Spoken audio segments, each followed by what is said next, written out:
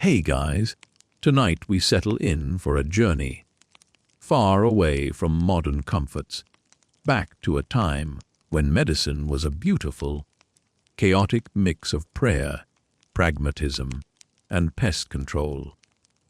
You are drifting now, letting your eyes soften in the low light, perhaps imagining the warm, dry air of ancient Kemet, the Black Land, nestled beside the life-giving Nile. You feel the fine dust settle on your skin, a faint, mineral scent that carries the weight of thousands of years. The world outside this room is fading, replaced by the soft whisper of papyrus scrolls and the quiet shuffle of sandals on sun-baked earth. You are walking through a winding, narrow street in the ancient city of Thebes. The afternoon heat has finally begun to ease, leaving behind a comforting warmth that soaks into your bones. The mud, brick walls on either side hold the day's heat, radiating a gentle, sleepy warmth. Above you, the sky is deepening to a velvety indigo, a color so rich it feels heavy and calming. You can almost hear the steady, rhythmic lapping of the great river, just beyond the main thoroughfare, a sound that has lulled civilizations to sleep for millennia. This is a quiet, ancient world, and you are its silent, invisible observer, moving closer to the source of a deeply strange medical truth. You probably believe that medicine has always been an orderly, scientific pursuit, based purely on observation and careful trials. But in this time, magic and the practical art of healing were utterly inseparable. The sun finally dips, and you find yourself pausing near a small, humble building. It's not grand like a temple, but it holds a certain aura of quiet, focused work. This, you realize, is the house of life, or maybe the annex of a larger medical school. A place where the son, the doctor, learned and practiced his trade. You look closer, sensing the cool interior air, perhaps a relief from the day's heat. Inside, the light comes from oil lamps that cast long, friendly shadows, making the jars and shelves look immense and mysterious. The shadows dance gently, like unseen figures moving with slow, respectful steps. This is where the secrets of ancient Egyptian wellness, both the sensible and the truly baffling, are stored. Before you get too comfortable and possibly fall asleep halfway through, tap like and subscribe, but only if you genuinely enjoy this odd mix of boredom and history. It keeps the channel alive and the stories just sleepy enough to help you drift off again next time. Now, pause and breathe. Tell us where you are and what time it is, letting the thought drift out into the quiet digital ether. Now, dim the lights. Let the world outside grow quiet, and turn on a fan if you like that soft, steady hum in the background. Let your shoulders loosen and your breathing slow. This is your time to drift. No rush, no deadlines, no noise. Just you, a little warmth in the air, and the faint whisper of history waiting to unfold. So, settle in and let's ease gently into tonight's journey together. You stand at the entrance to this ancient pharmacy, a place far removed from the sterile, predictable world of modern pills and injections. This is ancient pharmacy's dusty shelves. You smell a complex blend of dried herbs, myrrh, honey, fennel, and maybe a faint, earthy hint of crocodile dung which, yes, remember that crocodile dung sunscreen. It reappears frequently here, often used as a contraceptive base, showing you immediately that the ancient mind was nothing if not imaginative when facing bodily problems. The shelves are not neat, labeled rows, but rather rough, hewn ledges holding clay jars and woven baskets. You watch an apprentice, a young man with tired eyes, grinding a substance with a pestle and mortar. His movements are slow and deliberate, a gentle, hypnotic rhythm. This simple act of preparation, the blending and crushing, is the core of their medicine. You know that ancient Egyptian doctors were highly specialized for their time, a mainstream historical fact, often practicing as oculists, dentists, or stomach specialists, which shows a level of clinical observation you might not expect. They weren't just witch doctors throwing things at a wall to see what stuck.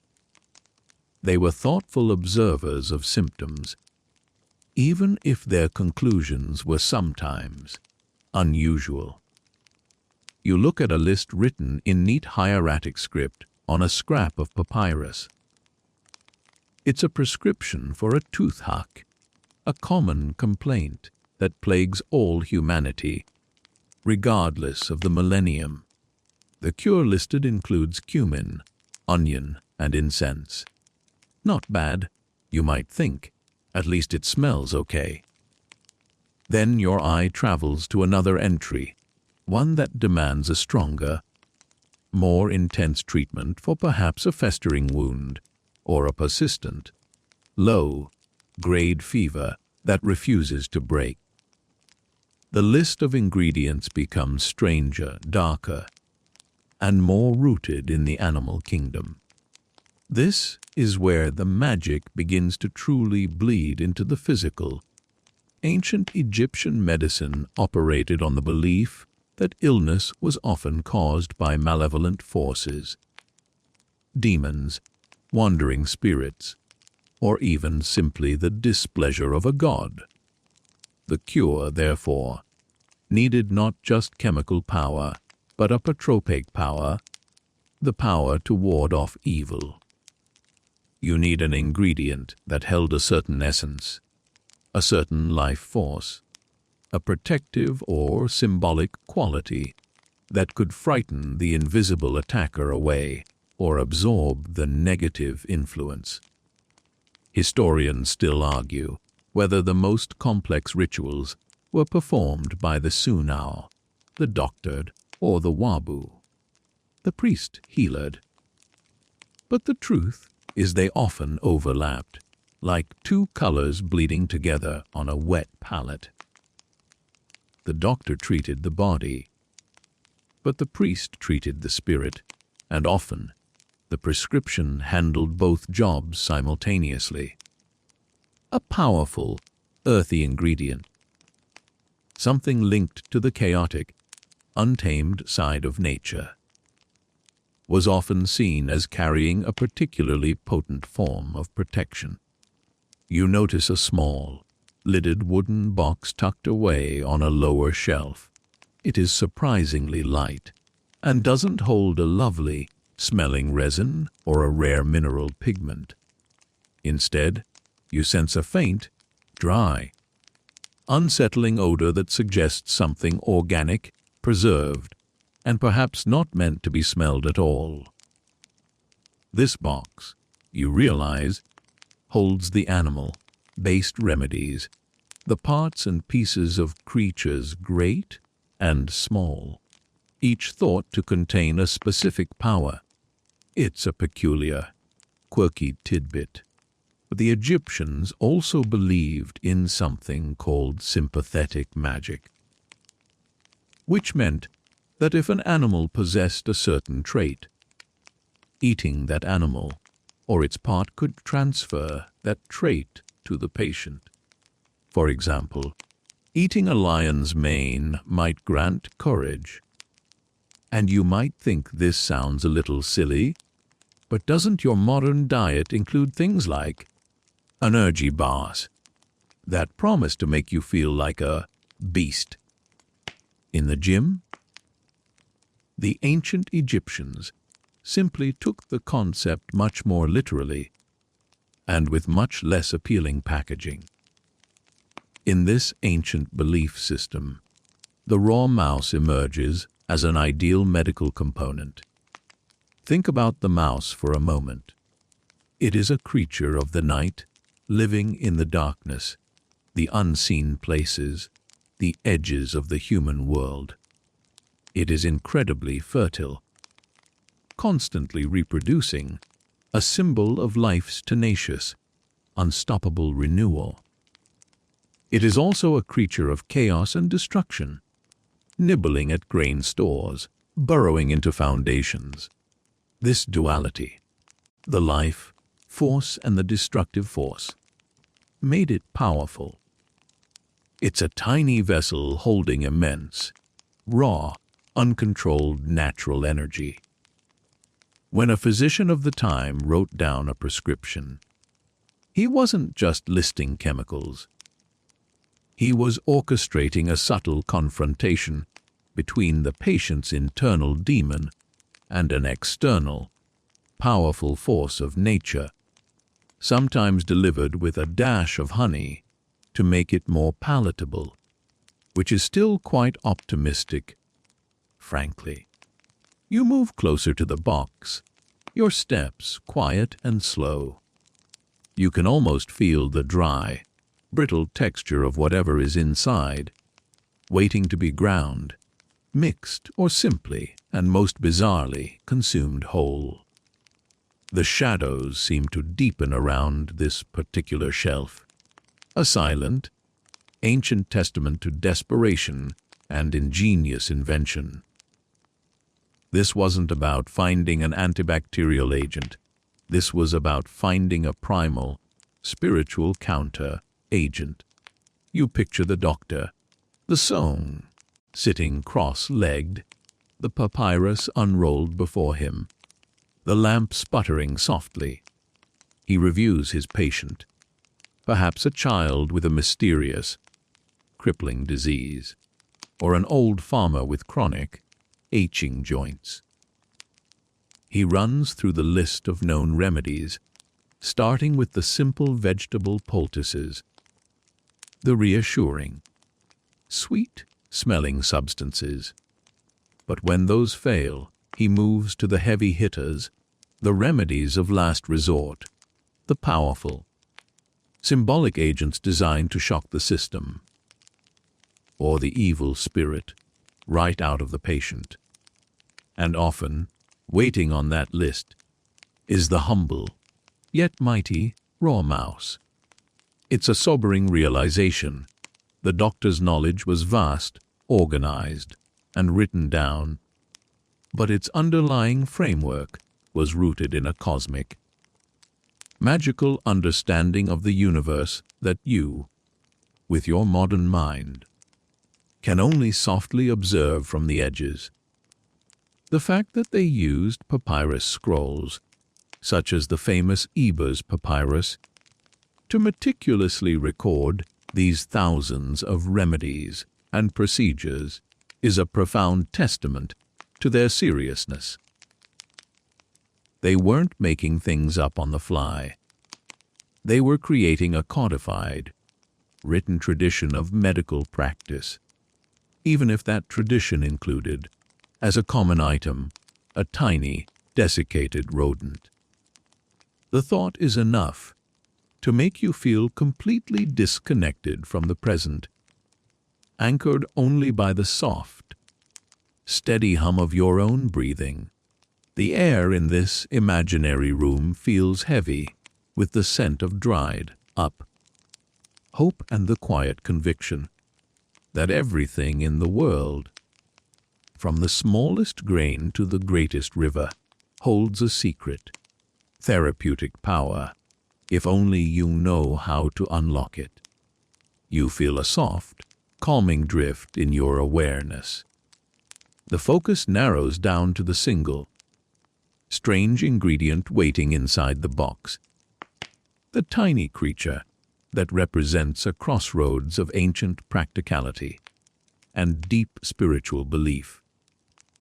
The stage is set for a deeper understanding of this peculiar prescription, ready for you to ease into the next part of the story, where this small, often despised creature takes center stage in the life and death drama of Egyptian healing.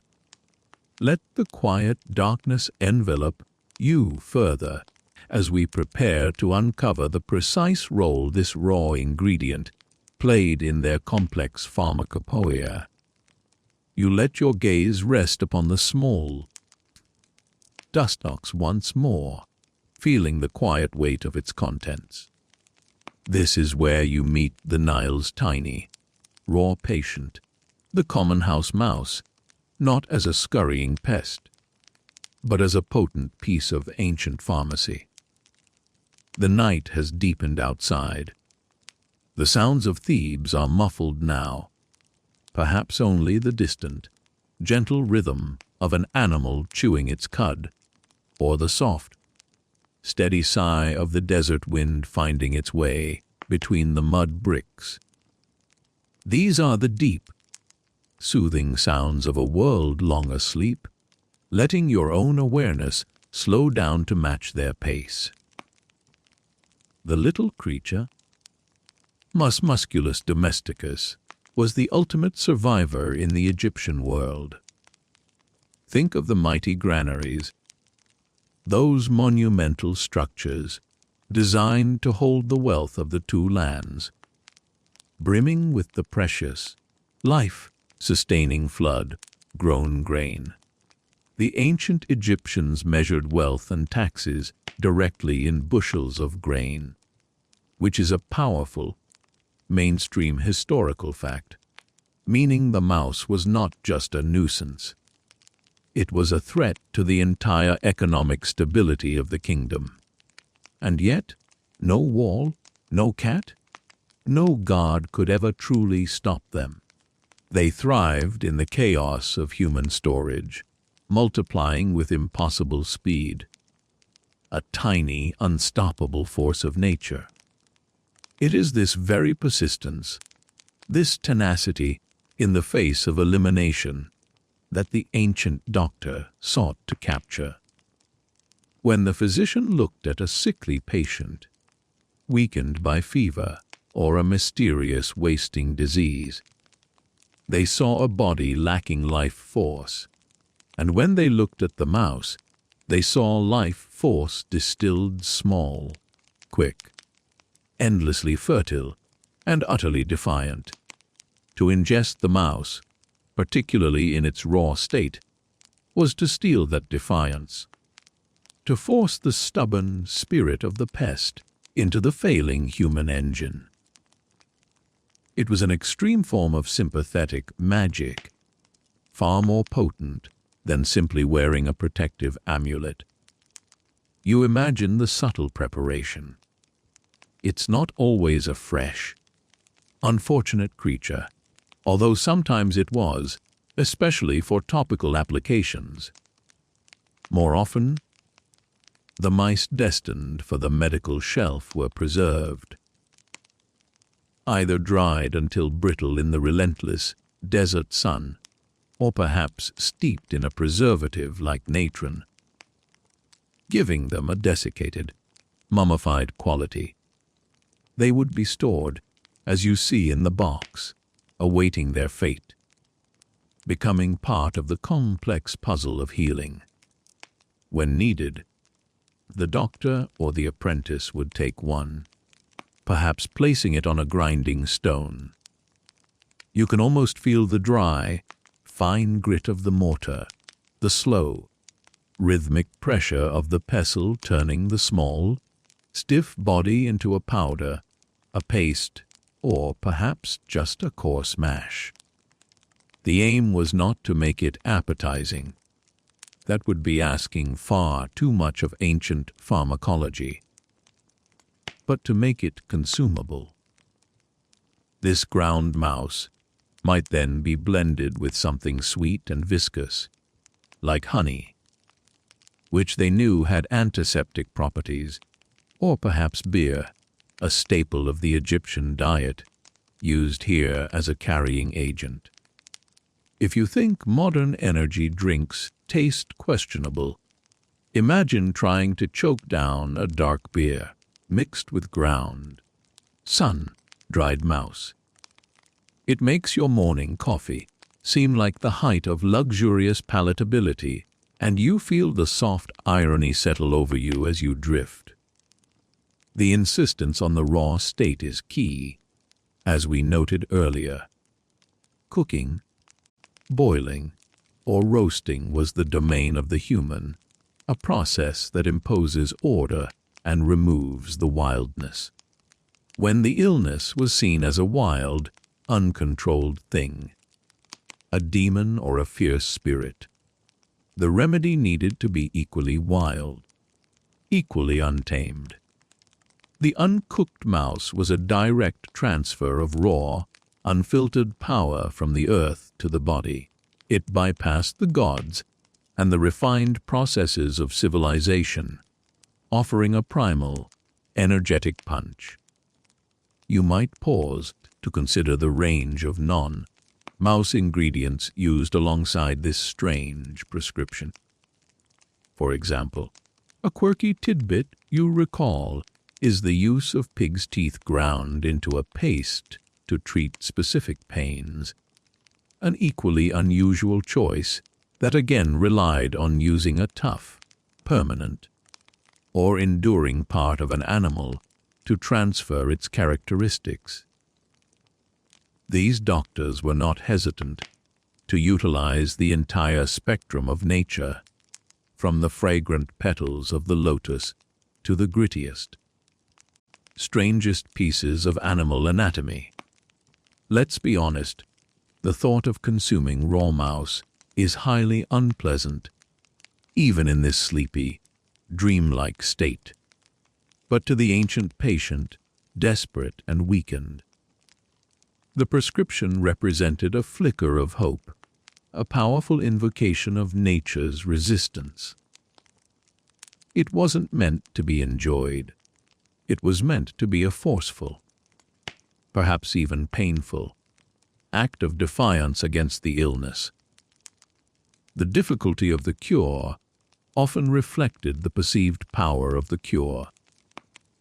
The worse it tasted, the harder it was to consume, the more serious its magical purpose must be. You watch the apprentice carefully spoon the strange mixture into a small clay bowl. His face is serious, focused. This isn't just a physical remedy, it's a sacred act, a transference of protective magic. The simple movement of his hand, the gentle scraping of the spoon against the ceramic, is a quiet, meditative sound. You feel your own breathing grow deeper, syncing with the slow pace of the ancient worker. Historians still argue whether the apparent effectiveness of honey or clean bandages, often mixed with these bizarre ingredients, was enough to perpetuate the entire practice, or if the psychological belief in the mouse's magic was the true therapeutic agent. It is an open scholarly debate that keeps modern minds busy, trying to pick apart the small kernels of effective folk remedy from the overwhelming bulk of superstition. Sometimes, all a patient truly needs is the absolute conviction that a strange, powerful intervention has occurred. And what could be stranger or more powerfully symbolic than a raw mouse? The mouse also held a specific, almost protective status in some contexts. You know that animals like the cat were sacred, linked to the goddess Bastet, and the ibis to Thoth. While the mouse was generally despised as a pest, its very presence linked it to the underworld and to the realm of the unseen. A liminal creature that moved between the safety of the house and the chaos of the outside world. This connection made it an ideal scapegoat, medicine, a small vessel capable of drawing out and containing the evil that afflicted the body. You might find yourself chuckling softly at the thought. Imagine your doctor today prescribing you a handful of dryer lint and a piece of raw chicken, explaining that the lint symbolizes chaos and the raw chicken symbolizes life. You'd probably ask for a second opinion. But here, in the warm, dim light of ancient Thebes, this is the highest level of medical science. It's wonderfully ridiculous, but deeply serious at the same time.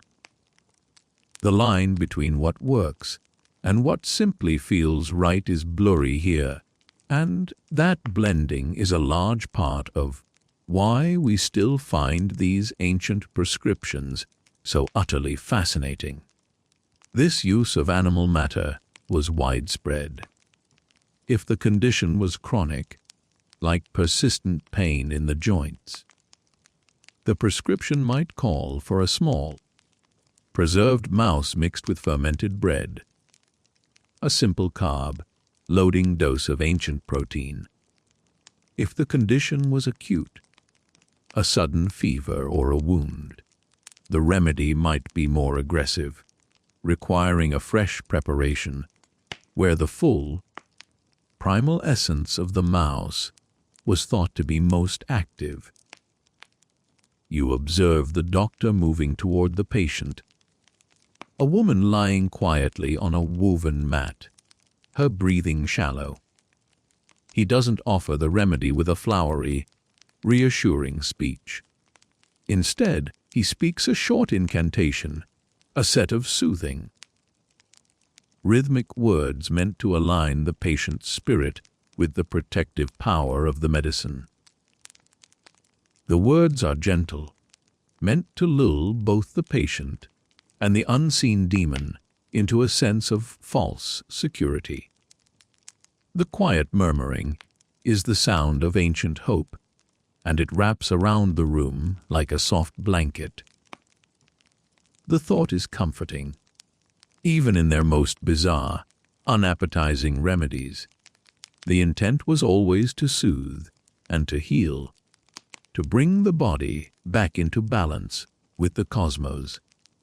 It was never about cruelty, but about exhausting every possible avenue, no matter how humble or how disgusting the ingredient might be. You realize that to these people, the mouse was not a gross-out factor. It was a potent, necessary tool, a gift, albeit a strange one, from the relentless natural world. The darkness outside is complete now.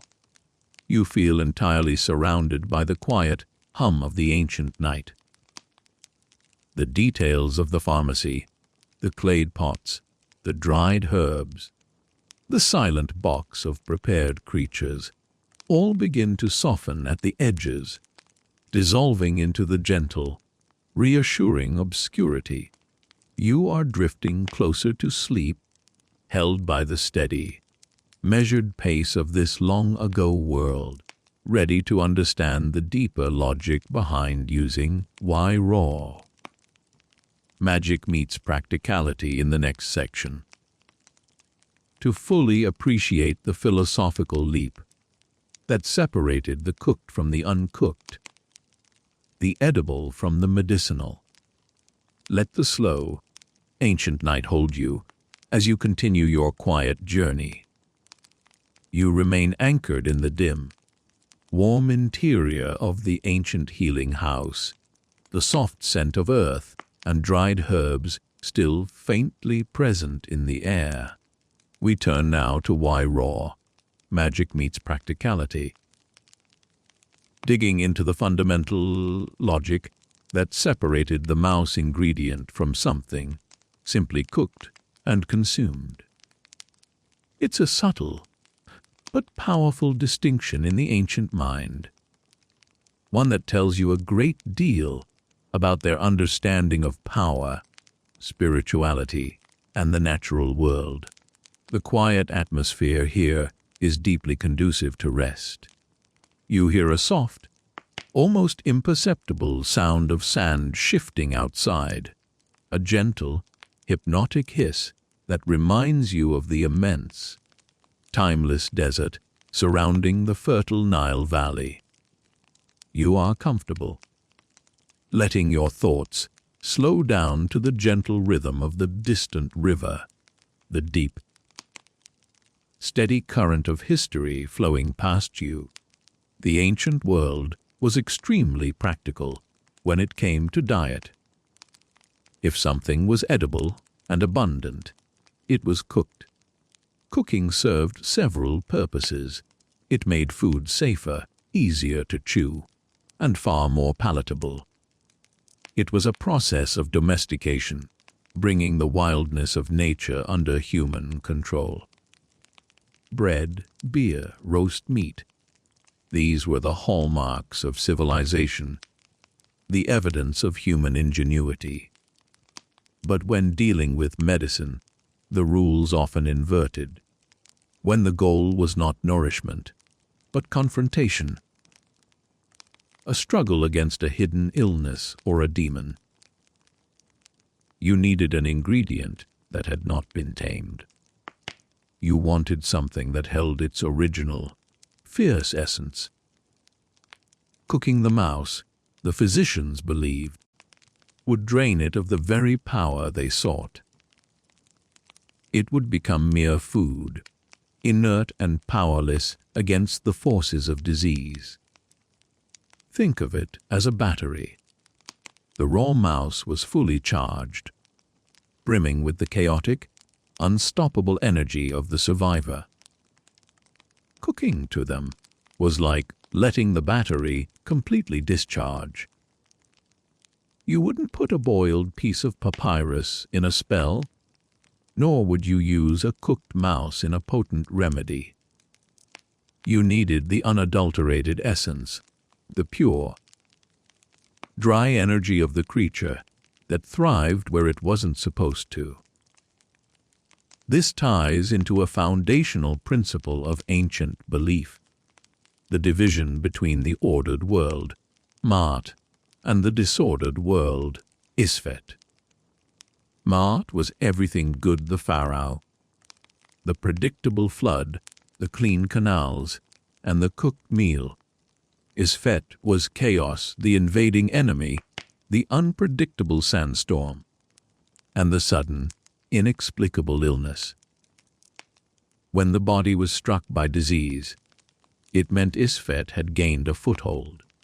The remedy needed to be an explosive dose of controlled Isfet, raw, potent nature, to push the disorder back out. The mouse, living in the chaos of the shadows and the grain, was a creature of Isfet. But when harnessed by the doctor's knowledge and ritual, its power could be directed back against the illness.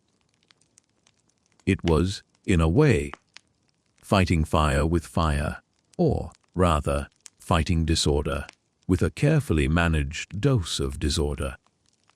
And that required the ingredient to be raw, whole, and unprocessed by the hand of the cook. If you think your modern supplements are hardcore, imagine taking one that required zero heat processing to preserve its primal energy. It makes today's cold, pressed juices seem positively tame, doesn't it? A light, quirky tidbit is the contrast in how they treated different animals. The Egyptians mummified cats, which was sacred, often to be buried with great dignity.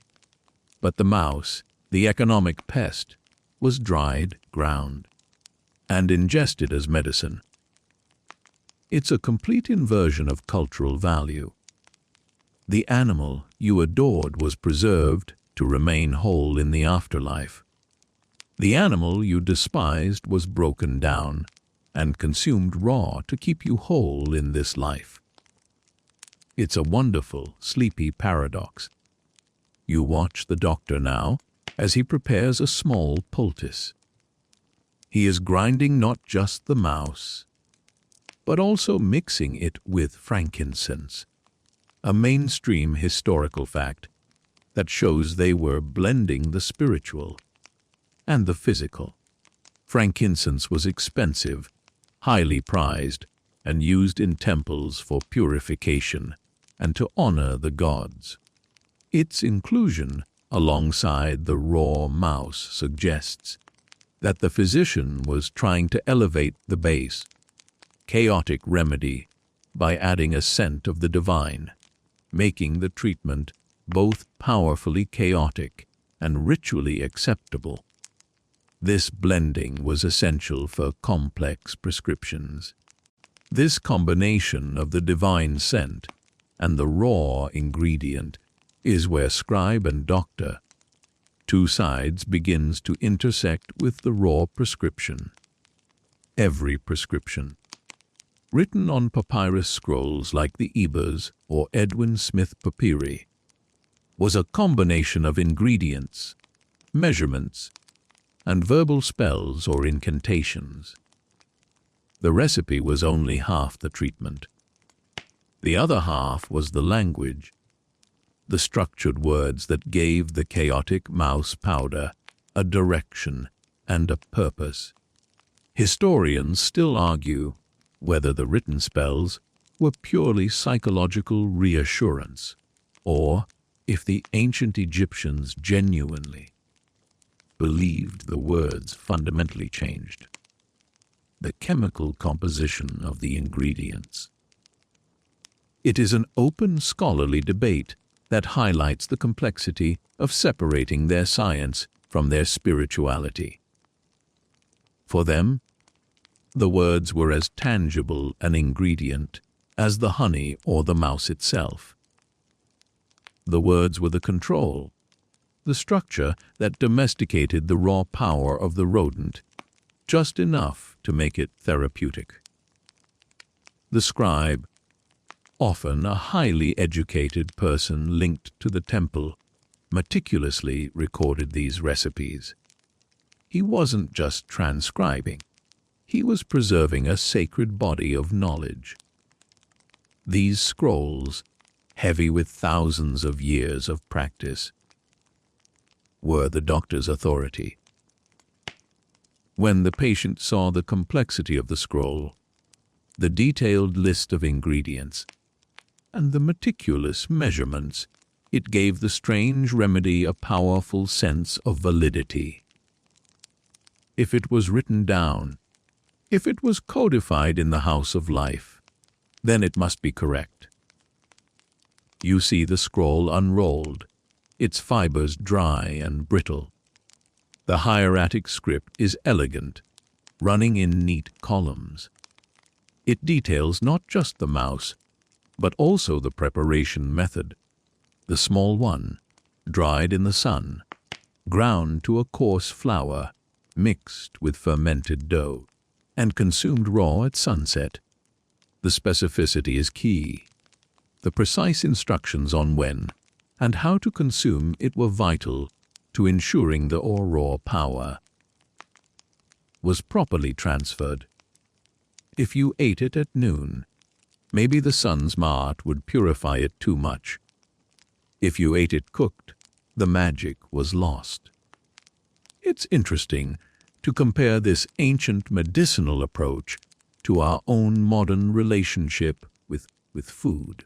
We worry about superfoods and detoxes, spending fortunes on things like raw, unheated, organic ingredients because we believe processing removes the life force. The ancient Egyptian, with his raw mouse, was pursuing a very similar line of thinking, just with a much less palatable ingredient.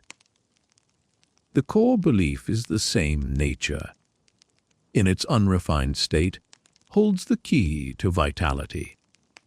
If you think modern food trends are intense, try telling your holistic health coach you're substituting that raw kale smoothie for a handful of dried mouse powder.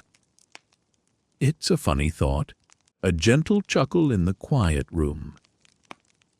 The texture of the environment here is soft and comforting. The shadows are long and friendly, stretched out across the rough floor. You feel the constant, gentle warmth of the climate, a dry warmth that makes the papyrus brittle and the herbs fragrant.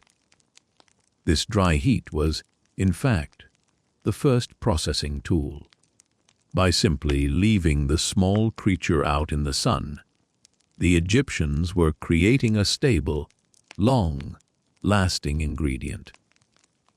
The drying process killed off some immediate dangers, turning the mouse from a potentially dangerous food item into a storable, chemically stable medicinal powder. This is the practical side of the "why raw?" question. It was preserved by desiccation, not by cooking. It remained raw, but it became dry and safer than a freshly deceased animal.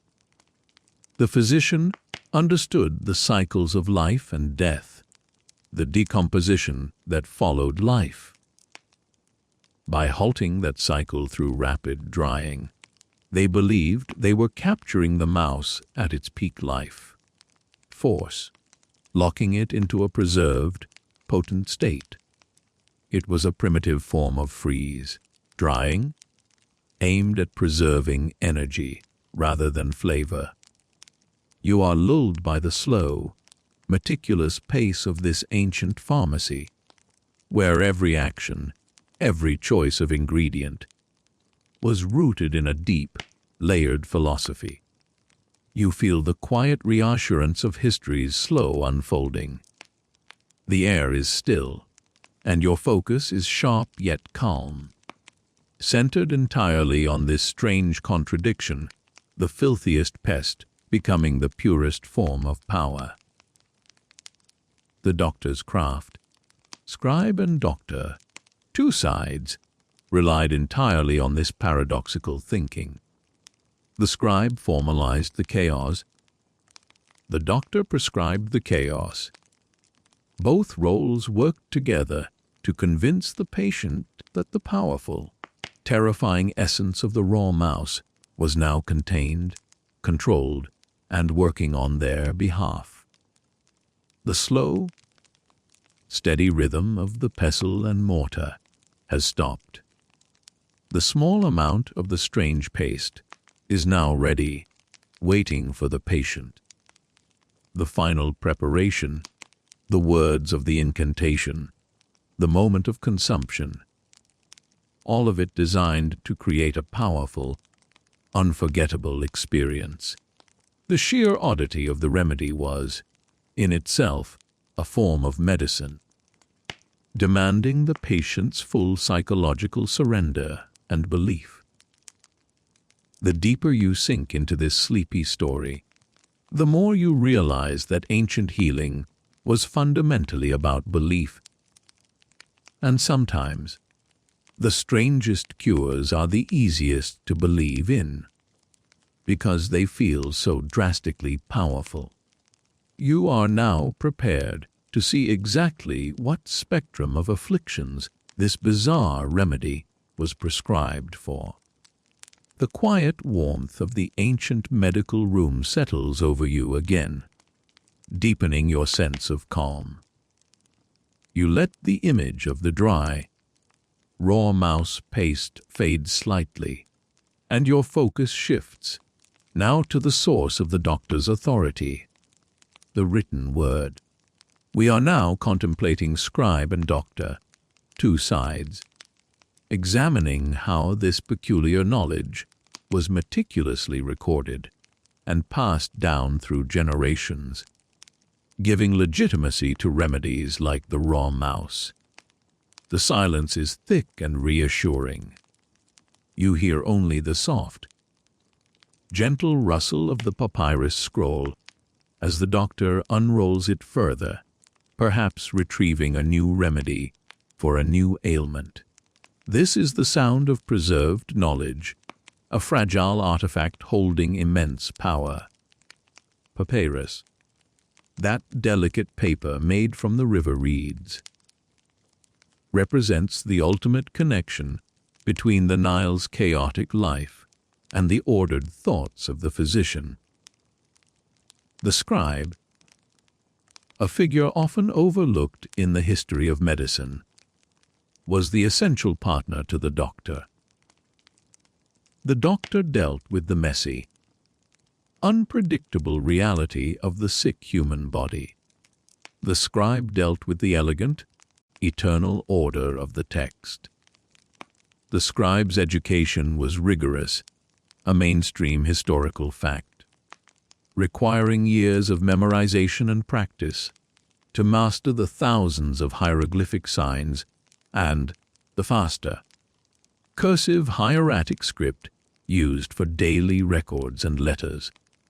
This level of dedication imbued the resulting medical text with an almost religious authority. Imagine the young scribe, sitting cross-legged for hours, the warm air heavy around him, painstakingly copying recipes, perhaps suppressing a slight involuntary shudder as he wrote down the instructions for the ground field mouse preparation. He wasn't simply a secretary. He was a guardian of sacred medical tradition. His perfect columns of text ensured that the exact proportion of honey to mouse or cumin to crocodile bile was preserved, preventing the remedy from becoming dangerously unbalanced. The medical papyri were organized, comprehensive texts, almost like ancient encyclopedias of disease and cure. They listed symptoms, provided diagnoses that were surprisingly keen observers of human health, and then offered the remedies, often in increasing order of complexity. The simplest remedies were soothing herbal teas or sweet, palatable ointments. But when those failed, the scribe faithfully recorded the recourse to the heavy artillery, which is where you find ingredients like the raw mouse appearing repeatedly for a surprisingly wide range of afflictions. This brings us back to the power of the word itself. In the Egyptian worldview, to name a thing was to exert control over it. When the doctor read the prescription aloud, he was not merely reciting instructions. He was naming the demon of the disease and naming the power that would fight it. The words, written so neatly by the scribe, served as a linguistic cage for the chaotic power of the raw mouse, ensuring that it fought only the illness and didn't introduce new instability to the patient. You can almost feel the dry, smooth texture of the scribe's writing tools, the reed pen dipped in dark ink, the careful pressure applied to the papyrus fibers. The silence of the writing room, sometimes attached to the temple, would have been intense, broken only by the light scraping sound of the pen and the gentle, slow inhale of the scribe. This deliberate, slow pace of work is deeply calming, reminding you to let your own mind slow down and release any lingering tension. The sheer volume of these texts is astounding. The Thebes papyrus, for instance, contains over 800 individual remedies, a massive compendium of their medical knowledge. The fact that the raw mouse remedy survived through centuries of copying and transmission suggests that it was considered effective, or at least powerfully significant, by a wide range of practitioners across different dynasties. If you've ever had to copy notes for a boring university class, you can appreciate the scribe's commitment. These recipes, no matter how bizarre, were considered too important to omit. A light, gentle joke settles in your mind. If the ancient doctor had digital records, their search history would be a chaotic mix of best antiseptic honey and where to find raw pest for toothache. But because the records were physical, laborious, and written on fragile papyrus, they carried a gravity and weight that demanded respect. Historians still argue whether the medical schools prioritized magical thinking or empirical observation when training new doctors. An open scholarly debate that is the heart of studying ancient medicine. Did the student learn the mouse remedy because it felt powerful, or because centuries of documented use suggested a correlation between its ingestion and recovery? The truth is, it was likely both. The documented, written record provided the empirical framework, and the raw ingredient provided the potent, magical punch. The transmission of this knowledge was crucial. The older physician, leaning close to the young apprentice, would point to the text, explaining not just what to mix, but why the raw state was essential. Why the mouse embodied the necessary life force. It was an education steeped in ritual and respect for the written tradition. It wasn't just a recipe, it was a formula for interacting with the cosmos. You recall the quirky tidbit that sometimes, when a remedy was particularly disgusting or difficult to administer, the papyrus would include a specific threat or curse against the demon of the disease, ensuring that the patient's discomfort was immediately rewarded by the demon's hasty departure.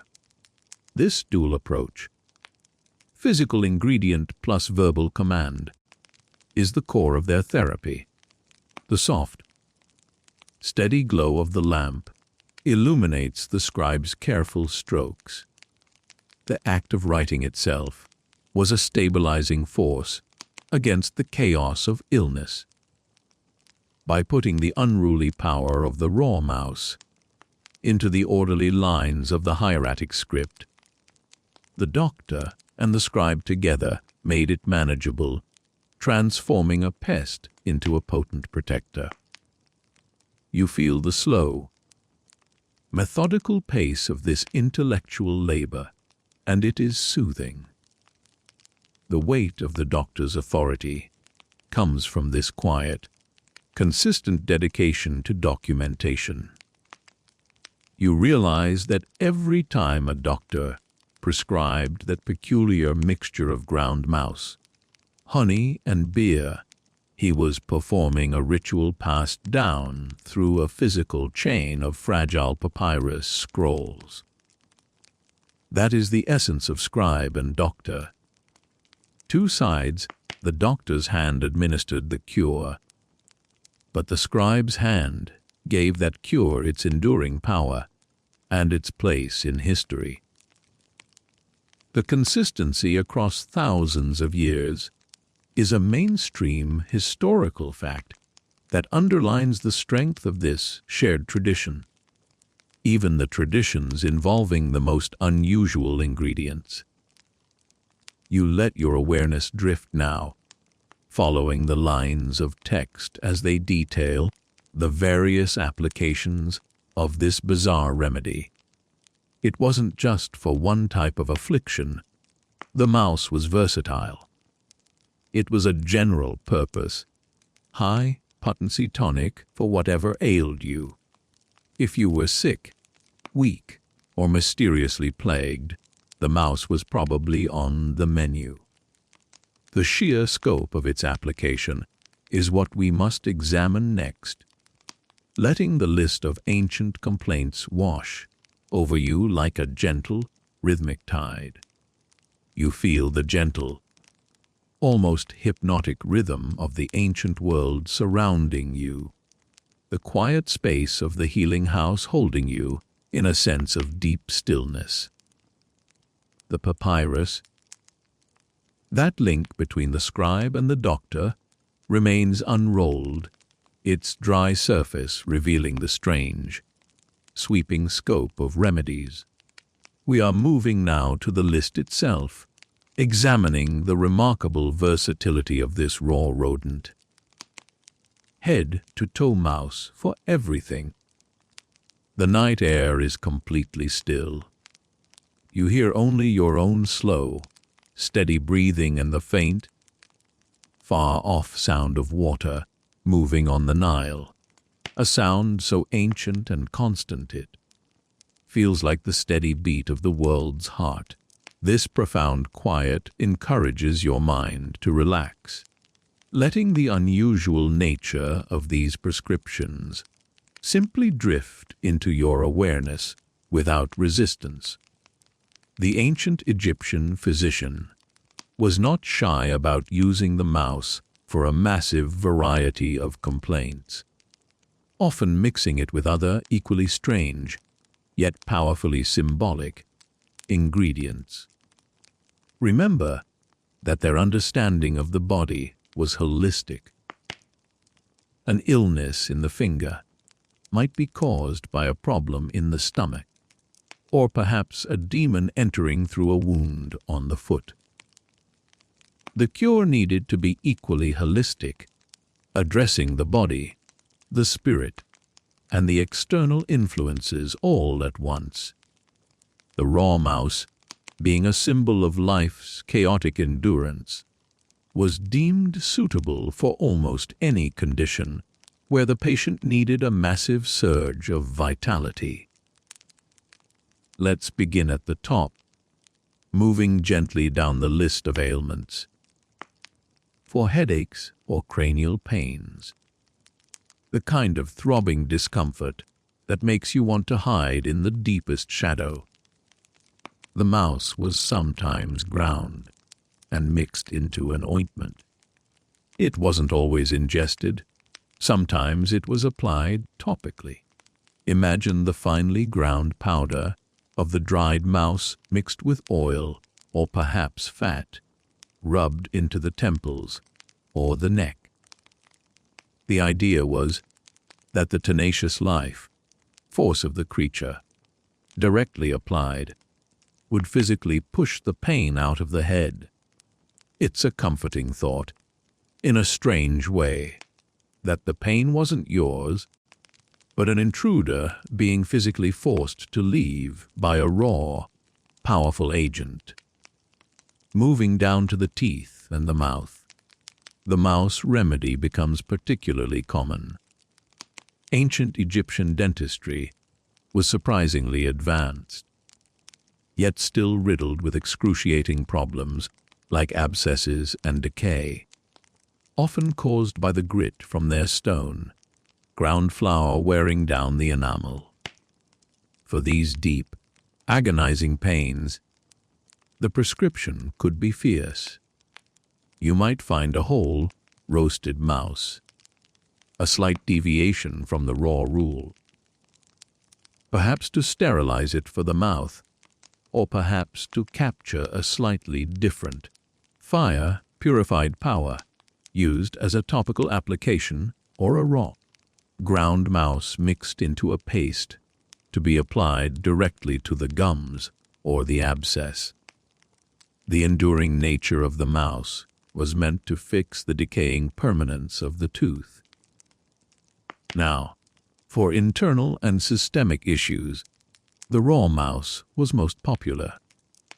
For stomach troubles, persistent dysentery, or unexplained wasting diseases, the mouse was almost always consumed. It would be ground and mixed with a soothing agent like beer or honey to facilitate consumption. The mainstream historical fact is that ancient Egyptians widely used natural laxatives and purgatives to expel perceived toxins or demons from the gut. And the raw mouse concoction likely served a powerful purgative and psychological function, forcing the body to react intensely to the bizarre input. You might feel a gentle, sleepy chuckle rising in your chest at the thought of comparing this ancient prescription to modern digestive aids. If your modern probiotic is too subtle, perhaps you just need a whole, raw, ground mouse mixed into your morning cereal. Though I highly recommend sticking to yogurt, thank you very much. The core principle remains, however, flush out the bad, put in the Eller's perceived good. For wounds and external injuries, the mouse was often utilized as an ingredient in a poultice. If a wound was festering or slow to heal, the raw, desiccated mouse powder was blended with things like honey, lint, and fat. Honey, as a quirky tidbit, was actually an effective antiseptic due to its high sugar content and low text pH no. And it appears frequently in prescriptions alongside the magical ingredients. So, while the patient might be applying a paste of mouse, they were also benefiting from the actual antibacterial properties of the honey. This blending of the effective and the esoteric is why historians still argue whether the doctor believed more in the pharmacological action of the honey or the magical action of the mouse when prescribing a wound poultice. It's an open scholarly debate that keeps the papyri endlessly fascinating. Did they truly think the mouse was healing the flesh? Or was it simply warding off the demonic cause of the infection, while the honey did the practical work? The mouse's reputation as a creature of endless reproduction made it particularly popular for issues concerning fertility and childbirth. A prescription found in a papyrus suggests that for a woman struggling to conceive, a raw preparation, including parts of the mouse, was sometimes consumed. The logic is simple sympathetic magic. The creature that reproduces constantly must, by ingestion, transfer that reproductive power to the patient. It's a literal attempt to ingest fertility itself, a beautiful, if somewhat desperate, act of ancient faith. The use extended to things we might call general malaise, a persistent tiredness, a lack of energy, or a low-grade, non-specific illness. For these complaints, which often defied specific diagnosis, the raw mouse was seen as a powerful, general tonic. It was the equivalent of a primal, ancient energy shot, designed to shock the system back into vitality. When the body felt defeated, the mouse represented the spirit of the undefeated, the survivor. You feel the deep, slow quiet of the night pressing around you, making the small, strange details of this history feel intimate and personal. The sheer ubiquity of the mouse in these prescriptions, from head pain to stomach ache, from wounds to fertility, shows that it was not a one-off oddity, but a fundamental staple in the ancient Egyptian physician's pharmacopoeia, a true workhorse remedy. This broad application reinforces the belief that the mouse's power was not chemical, but spiritual. It wasn't treating the symptom. It was attacking the underlying spiritual cause of the illness, the entry of chaos into the body's order. The raw state preserved the potency of this spiritual energy, ensuring that every part of the patient, from head to toe, received a dose of the powerful, chaotic vitality of the little survivor. The thought itself is calming, wrapping the bizarre prescription in a layer of profound, ancient belief. This prepares us to understand the final, crucial link to the divine realm that solidified the mouse's place in their medical history. You are drifting deeper into the quietude of this ancient evening, the air still, the darkness soft and deep, the immense variety of ailments treated by the raw mouse prescription reveals its importance as a staple of magical potency. Now, we must turn our attention to the ultimate source of all Egyptian medical knowledge and power, the divine. We move toward the god Thoth and mouse wisdom, examining the spiritual authority that sanctioned these unconventional healing methods. The feeling of relaxation is absolute. Every muscle in your body softening, sinking into comfort. You are aware of the silent, heavy presence of the massive temples that dot the landscape beyond the small healing house, structures that testify to the profound, constant interaction between the human world and the realm of the gods. In ancient Egypt, nothing, especially not healing, happened without divine endorsement. The patron of knowledge, writing, magic, and, crucially, medicine, was the great god Thoth, often depicted with the head of an ibis or a baboon. He was the divine scribe, the one who recorded the judgment of the dead, the inventor of hieroglyphs, and the keeper of the sacred books of knowledge. Thoth was revered as the author of all scientific and esoteric texts, a mainstream historical fact that placed every medical papyrus, no matter how humble or how strange its recipes, under his direct protection and authority.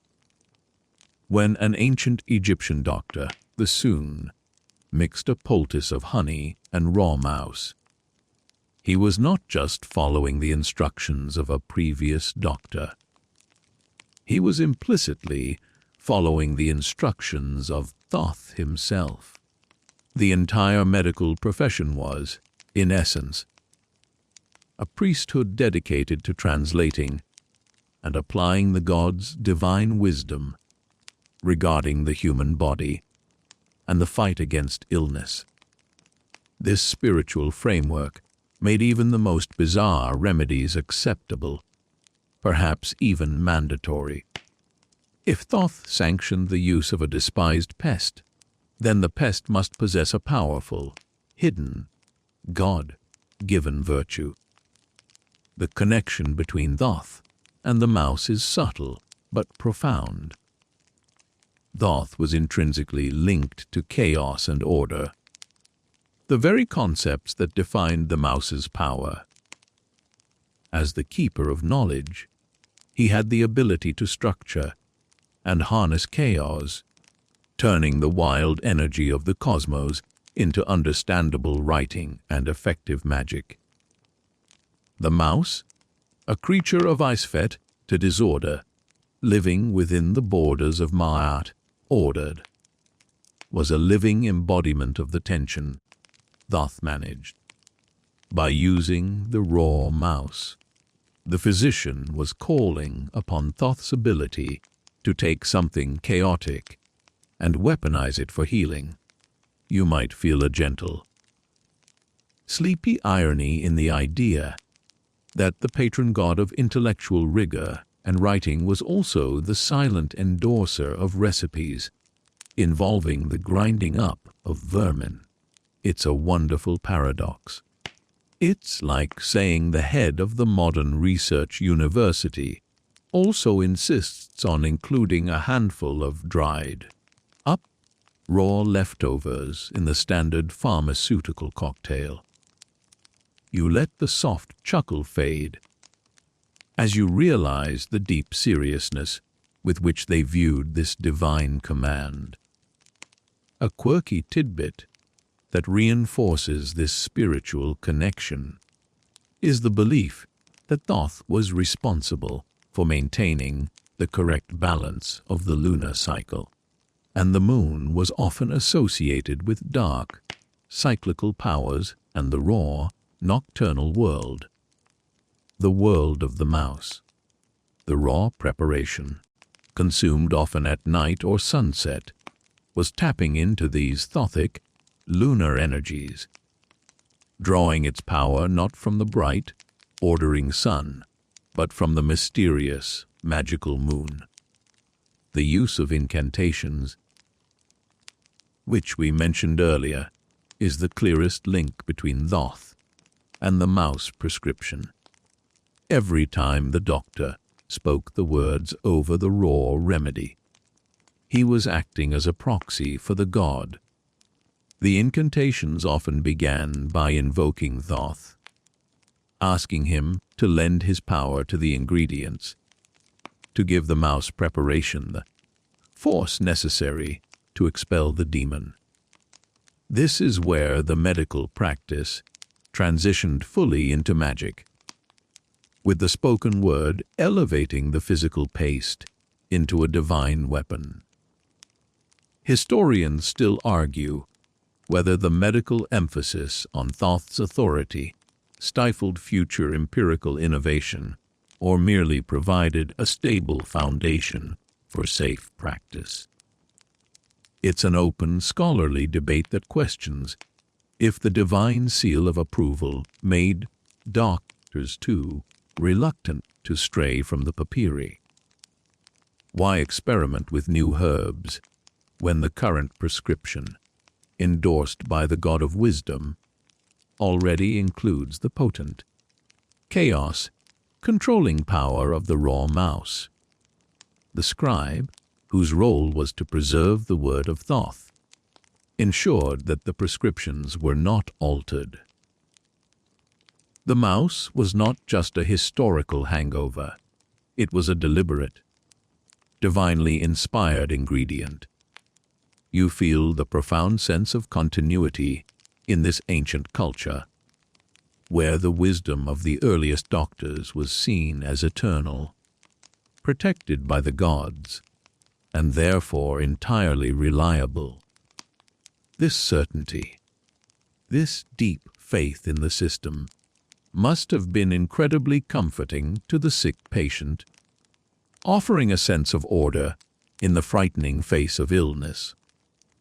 You imagine the patient, weak and feverish, being presented with the small, strange dose of ground mouse and honey. Their fear is immediately soothed by the solemn presence of the doctor and the rhythmic, authoritative sound of the Thoth invoking incantation. The medicine itself might taste terrible, but the ritual surrounding it is deeply comforting. A soft, powerful lullaby of ancient faith. The patient isn't just taking medicine. They are participating in a divine confrontation between the chaos of their disease and the ordered, harnessed chaos of the raw mouse, all orchestrated by the supreme god of knowledge. The quiet of the chamber is absolute now. The shadows are long, deep, and utterly still. You feel the slow, heavy weight of this historical truth, that even the smallest, most contemptible creature could be elevated to a powerful healing agent when seen through the lens of profound, religious belief, and the authority of the divine scribe, Thoth. This realization brings a sense of soft, deep finality to your understanding of why the mouse was raw, why it was used for everything, and why its prescription endured for millennia. The last piece of the puzzle, now, is the patient's perspective, their ultimate, sleepy acceptance of this bizarre command. The ancient world fades to a soft, comforting haze around you. You have followed the mouse from the dusty shelves of the pharmacy, through the scribe's careful records, and up to the divine authority of Thoth. The final, essential piece of this quiet journey is the perspective of the one who actually had to consume this bizarre concoction, the patient. We are now considering skepticism and sweet sleep. Now, looking at how ancient Egyptians reconciled the strangeness of the cure with their desperate need for health. The silence here is profound and deeply reassuring. You feel the slow, steady rise and fall of your chest, a gentle, rhythmic motion that pulls you deeper into a state of rest. The last flickers of the oil lamp are soft, casting only the gentlest warmth and light, blurring the edges of the room until everything feels safe and indistinct. Was there skepticism? Of course.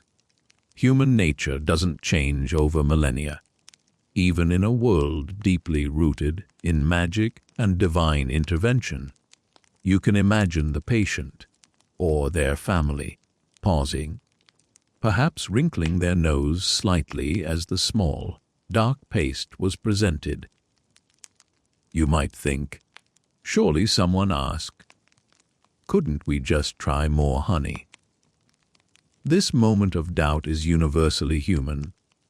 Whether you're questioning a strange, tasting ancient remedy or a complicated modern medical form. However, the doctor's authority was immense. He was a learned man, often connected to the temple or the pharaoh's administration. He had the power of the written word, the sacred papyri meticulously detailing the recipe, and the authority of Thoth. The patient, desperate and suffering, was confronted not just by a weird food item, but by a meticulously structured ritual backed by the highest levels of religious and academic knowledge.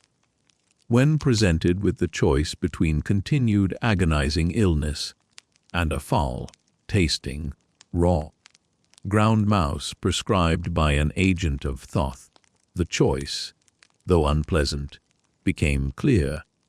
This speaks to the therapeutic power of belief, a concept we still explore today. If the cure is dramatically difficult, intense, or strange, it often gives the patient a deep psychological conviction that it must be powerful enough to work.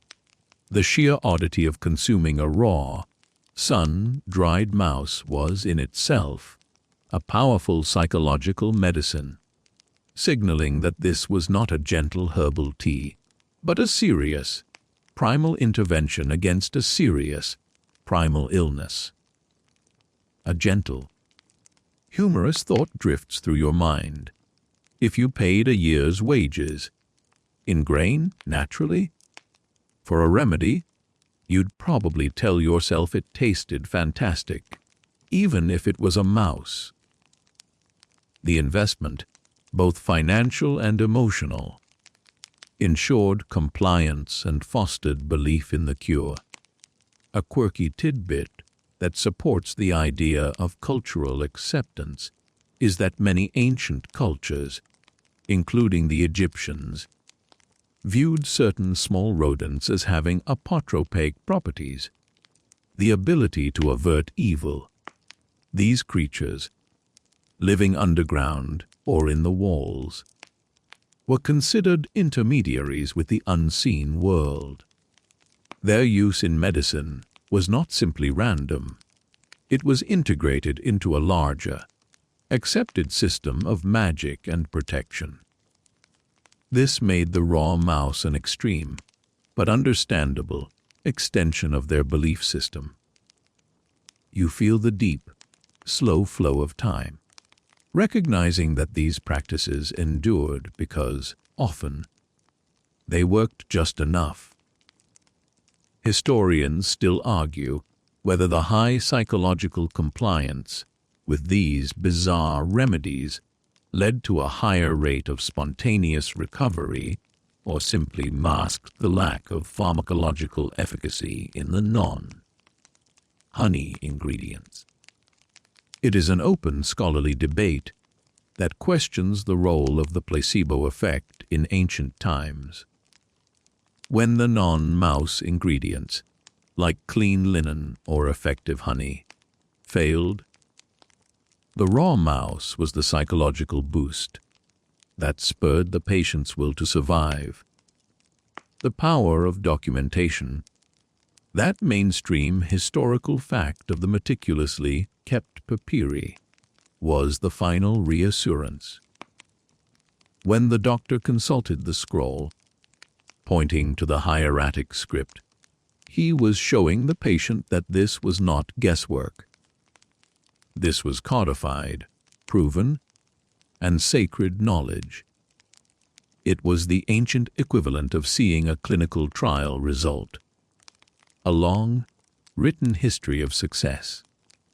Even if the ingredient was repulsive, the process was orderly, and that order was soothing. As the story draws to a close, you feel the comfort of this final understanding. The raw mouse was the perfect confluence of necessity, spiritual belief, and the power of tradition. It was needed because disease was terrifying. It was raw because it needed its chaotic power. It was prescribed because Thoth endorsed it. And it was consumed because the patient had faith in the wisdom of the scroll. You are released now from the need to analyze or question, letting the history settle into your mind like soft, fine sand. You feel the deep, encompassing quiet of the world now.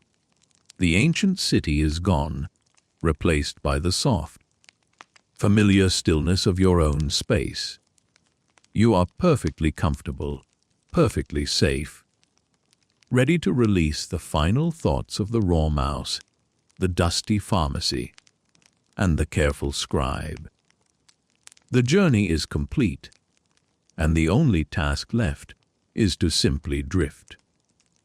The world around you is beginning to dissolve, the lines between history and the present becoming softer, more indistinct. Let the last images of the ancient papyrus and the quiet room of the healer gently fade away, like smoke rising into the cool evening air. You have traveled a great distance tonight, across millennia, and through beliefs that challenge your own modern understanding. Now, it is time to let all that structure and strange knowledge go. Feel the support beneath you, the perfect alignment of your body, easing into the deepest comfort. Your breathing is slow now, a gentle, silent wave of air moving in and out, effortlessly sustaining you. You are held by a profound sense of stillness, a quiet peace that reaches every tired muscle and restless thought. Let any lingering thoughts of the raw mouse or the strict scribes simply become a faint, pleasant hum in the distance. They no longer require your attention. Your mind is slowing down, transitioning from thinking to simply being. Your awareness is growing heavy, anchored only by the soft, rhythmic presence of your own quiet self. The warmth around you is perfect, the temperature of absolute relaxation. You are entirely safe, entirely still. There is nothing left to hold on to, nothing left to worry about, and nowhere left to go. Just this deep, slow descent into rest. You are sinking, sinking, sinking into the sweet, soft quiet of a world long asleep. Let the final thoughts of history become the first whispers of your dreams. Allow yourself to be completely receptive to the deep peace that awaits you now. Sleep is a gentle current, and you are floating upon it, effortless and free,